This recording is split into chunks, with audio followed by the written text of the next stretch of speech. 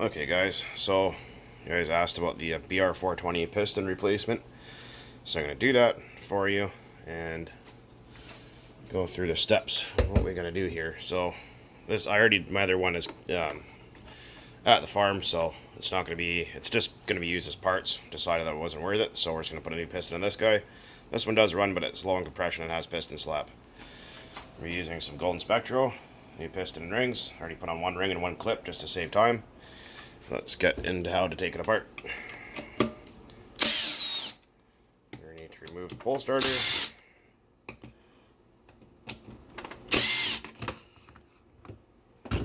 Like so. And there's a couple of screws there. I'm going to pause while I take those out. Okay, so next what you're going to need to do is remove the muffler. There's 2 screws in there. There's one down there, so you're going to have to remove that. And then there's 2 carburetor screws, one here and one here. And that one. And then these 2. So remove those right now.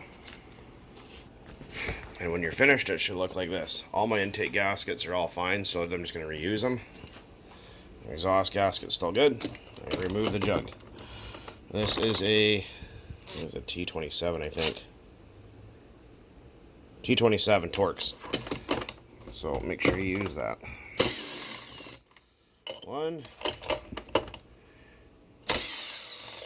2, 3, 4. Then you should be able to remove your cylinder. Nice and easy like. There we go. Okay. Cylinder removed. This cylinder, I've already had it off once before. People will often go, well, you should hone it. You cannot hone Nickel cylinders. You can't. These are a plated cylinder, which means it's almost like a chrome lining on there. So if you try to run a hone in there, you will destroy it. My crisscross pattern, my crosshatch is still good. Now, some of you might say, oh, that piston looks like it's fine. It's not fine. The rings are worn out. The piston itself is loose in the cylinder. It's not the cylinder itself. It's actually the piston being just worn. So we're going to remove said piston, and what we're going to need is a pick to remove this clip. Now you can see the clip here. You want to get underneath of it and carefully try and pry it up. Don't drop it down there. Here's a tip. Take paper towels and stuff them in here so you don't drop anything in there, because if you do that, you just screwed yourself. As you can see, one clip removed. Now we can push the pin from the back side using a hook.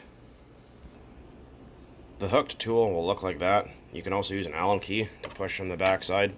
I actually did have a specialty tool that I made just to do this on BR420s and 400s. So once you've done that and you can get the pin out far enough, you can pull on it with pliers and it will often come out.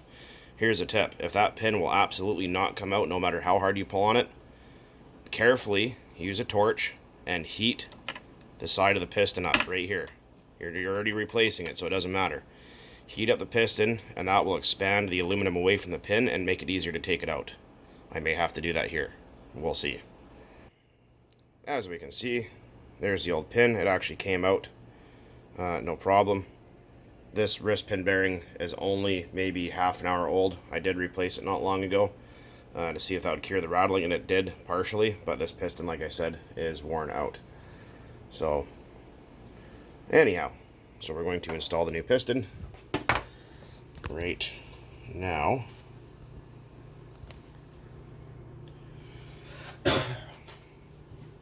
So we're going to do,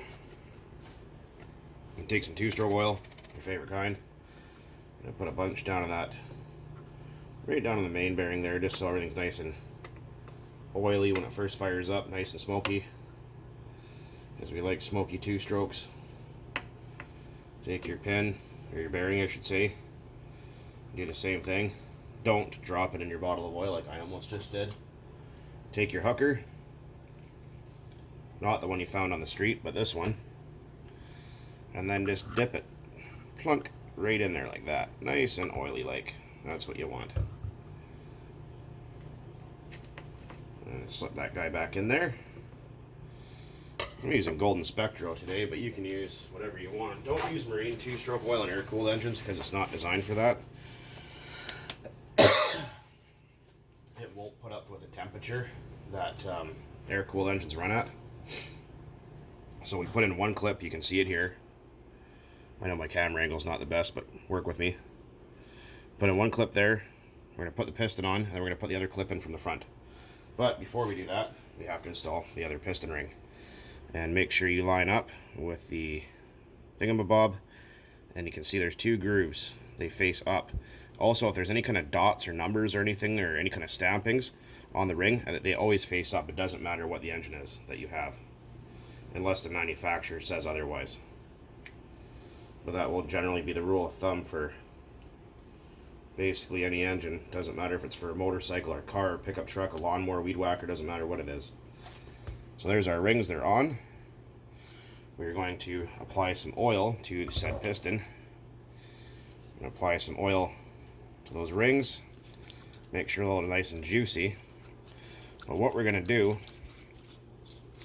because these are kind of a pain in the ass to put them back together, is we're going to insert the piston into the cylinder first, slip the whole thing on, then put the clip in once it's all kind of halfway together. If that makes sense. Hopefully it does. And as far as the piston pin goes, oil your pin bores and oil your cylinder. So I will be right back momentarily. Got covered in that two-stroke oil here. Oh goodness. One more tip. There's also an arrow on the piston. That faces towards the exhaust on 2 strokes. Or sometimes towards the power output side of the crank, depending on your engine. When you're finished, the construction should look like this. Remember, the arrow points towards the exhaust port. And be careful, because there is 2 ring gaps there, and they can get caught, and you can snag and break a piston ring. Just thought I'd mention that. Okay, we're back again. Our piston and pin is in. That rhymed. And then we're going to just slip our piston down and line everything up. And then you got to jiggle it and kind of fart around, but you can usually get it the first try if you're careful. And do that, it'll kind of sit there on its own. Then comes the arduous task of putting in the other clip. Very important, when you put these clips in, you don't want that gap lining up with the side of the gap of the piston. You guys won't really be able to see what I'm doing, but I will pause and show you what it looks like after. Use a fine set or Nipex pliers, something very, very good to put these in, and make sure you are careful, because if this flies away or is not installed properly, it will come out and destroy your engine. Now this can be quite finicky. So you can see the piston clip is in there and the gap is pointed up. Over here you can kind of see it if you look carefully. You don't want it pointed here, you want them just like that on both sides if you can. And then next, what we're gonna do, all these gaskets were fine, so I reused them. Let's pop our cylinder down, like so, and grab our 4 head screws. Keep your extra clips around, just in case, if you can try not to lose them. Because they are handy, in case you lose one like I did earlier. When I was putting the other one in, and it went pling, and it flew across my kitchen, or not my kitchen, sorry, my living room, and I was unable to find it after that. So that was like freaking really cool. Let's see if you guys can see a little bit better. There we go. Well, that's kind of alright. So, don't need Loctite on these screws. You can if you want. Blue only, no red. Because red, you're going to have issues next time if you ever have to take it apart. If I get the screws in here, oh, there we go. This gasket, like I said, was replaced when I had this top end apart for inspection, because this engine here, I'm pretty sure, certain they were running marine 2-stroke oil or some really shitty 2-stroke oil. Because, man, there must have been a 1/2 inch of carbon on top of that piston. I took it and scraped it all off and cleaned the inside of the combustion chamber too. And how you do that with these little engines, and it's very easy, is clean them, take the cylinder head off, or take the whole cylinder off, plug it into your exhaust, your intake port, leave your spark plug in, and heat up the cylinder under hot water, and then fill it with super clean. I know that might sound crazy, but you can leave it in there, and then go up in the top with a little bit of Scotch Brite, obviously wearing gloves, and Do that a couple times and it will remove all the carbon, so you don't have to sit there and dig at it with a screwdriver and scratch at your cylinder. And remember, never hone these, ever. You can deglaze them with a little bit of muriatic acid. Like if you ever have a piston scuff, aluminum transfer, you can use muriatic acid to remove the aluminum off the nickel. Won't hurt a damn thing. Okay, so I will be back in a moment here. But yeah, you can use a little bit and be very careful, and the acid will eat the aluminum off the plating, and you can just take it and clean it out with some baking soda water, some WD-40, whatever, and you'll be fine. Usually you can get away with it, but if it's gone through the plating, well, it's fucked. You can't do nothing about that. Okay, so I used my imaginary torque wrench, and we're all good to go. Crisscross pattern. Yeah, anyways, so what we're going to do is spin this guy over.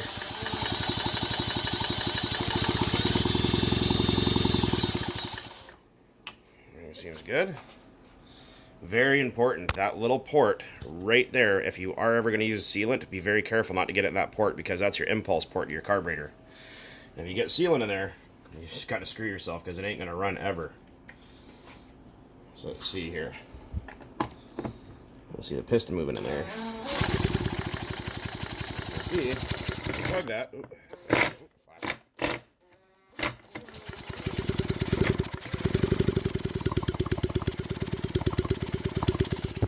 Crankcase pressure. So everything sounds perfect. We're just going to do the reverse and put everything back. Yeah, these are a great little machine, these 420s. Man, they're powerful and they really run good. If you can salvage them and get away with using the original cylinder and a new piston from Proline, that's who I'm using, Proline pistons. I got that off eBay for like 28 bucks. They're made in Italy, I believe, and high quality. I try to avoid the Chinese shit, but it does work in a pinch if that's nothing, or if that's all you got. And this, for a BR 420, is a 46mm piston and rings. Let's see, get a shot on that exhaust port for you if you want. So you get a flashlight up there.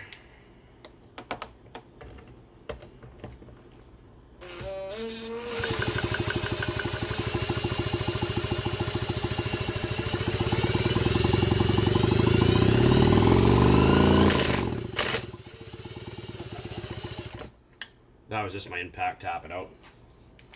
There you go. Just thought I'd show you that for fun. Okay, we're going to put the plastics back on. Well, muffler first. Oh, and tip with your muffler. The screws that go in there, wherever I put them, well, they're still in there. Put a couple of dabs of oil in there before you put them back in, because this is aluminum. And don't forget the one down here.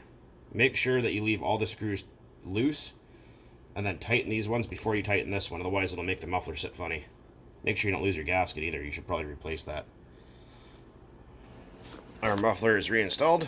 As you can see, like I said, there's a screw down there, and there's two in here. Sometimes it can be pretty crusty, so sometimes you want to go in there with a rifle brush, if you have one, for like a 30-06 or something like that, and a little bit of WD-40, and kind of wire wheel your screws off, because sometimes they can be awful crusty, and they can sometimes be a real big bastard to get them out. If the machine still does run, let it run for a while first, and let that get hot before you try and take them out.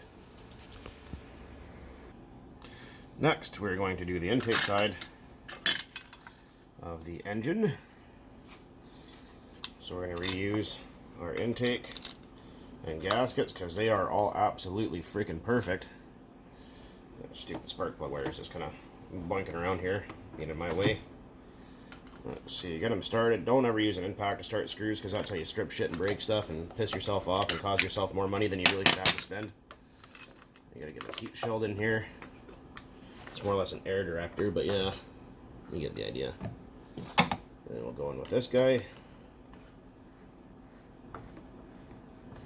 And this guy. And this just a STIHL scrunch. You can get them at any equipment supplier for like $7 or $8. They're cheap. And we got one up in the top that holds that lot together. And like I said, these are just fine aluminum threads. Don't go cranking them with impacts, because you will destroy shit and you will piss yourself off royally. Okay, I'm going to tighten all this up off camera. I'll be right back. Alright, so we got that installed on there. Also, don't forget to hook up your throttle cable down there. A little throttle cable action for you. You'll see it moving.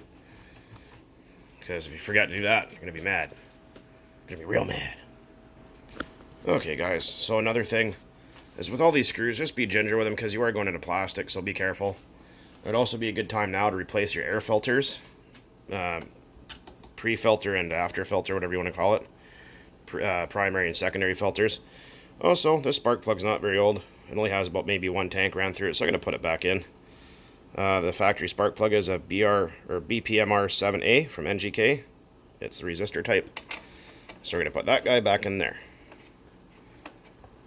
There will be a run video on this too a little bit later. I'll see if I can get that all in. Probably not, because I'm running out of time. Also, another tip is, with your pull starter dogs here, go in here with just like a little bit of WD-40 once in a while and just clean all this out. And maybe give a little shot behind there if your spring's lazy, because this has to pop out to grab to turn the engine over. And just like that, we're finished. So that didn't take very long. About 25 minutes in tops to replace the piston cylinder on one of these units. With the, I don't run 50 to 1 like a lot of people do. I run 45 to 1. And you can run the original STIHL oil. It's not bad, but you got to make sure you get it nice and hot because it can ash. I don't like the Husky oil very much. I think it's kind of shitty. This stuff is what I use in all my equipment. A good quality motocross oil is better than a lot of the shit you get at the equipment shop. Trust me on that. This stuff burns nice and clean. Smells nice too. So I mix it 45 to 1 with 94 octane ethanol free. Ethanol destroys carburetors and blah blah blah. It also changes your air fuel ratio. So keep that in mind. But oh, shit's got tons of compression now. Let's see if I can even pull that over. Let's see without freaking dropping my camera over here. You guys probably can't see, but let's see what we got. Oh yeah, lots more than it had before. But for the first tank, it's going to go a little bit heavier, a little bit about 40 to 1, and then just kind of take it easy, kind of heat cycle it a couple times, and just kind of maybe, you know, mid to half throttle. And I'm going to also tune my high speed a little bit fatter. You don't have to do that, it's just what I like to do. And kind of give the rings a nice slow break. And you'll notice at first the compression will seem really good, or maybe a little bit not as good as it was or should be. That's just because it needs time for the rings to seat against the cylinder. And also be very careful, because these rings are often razor sharp and you will slice your fingers to confetti. So that's just something to keep in mind. But if you do have an old BR420 and it's rattling and it sounds terrible but it still runs good, it's usually the piston needs replaced. It's no big deal. These things get used at full throttle all day long for hours and hours and hours. But like I said, run a quality two-stroke oil. Klotz has good products. The Red Armor's good. I just, you know, for everyone that comes through the door, because that shit is expensive, I just mix 45 to 1 with the STIHL, white bottle STIHL two-stroke oil for the customers, and it's never been an issue. The only reason why I'm doing this in my kitchen is because there's better lighting in here. And I also did pressure wash this thing before this happened, so don't let your wife catch you doing that. But yeah, those are just some tips there. And you can add a little bit of fuel stabilizer in there. Stable, however you pronounce it, is really good shit. But yeah, like I said, I run 45 to 1 on all my equipment, 32 to 1 on the dirt bikes. So I just always have. Just I find a little bit more oil, especially if you have the STIHL 4-mix engines that they run on 2-stroke gas, but they're 4-stroke. They do have a plastic camshaft in them, and they like a little bit better oil and a little bit more of it. Just a little bit, like I said, 48, 44, 45 to 1, somewhere in there is perfect. Won't smoke anymore, won't perform any less, won't run any hotter. And like I said, if you have the older equipment like I like, you can adjust the carburetor, not like that new junk, all that freaking M-tronic BS. Anyways, guys, that's enough for now. Thought I'd share this little bit of a piston replacement on this BR420. And until next time, guys, keep on playing with leaf blowers. Dan Aykroyd, over and out.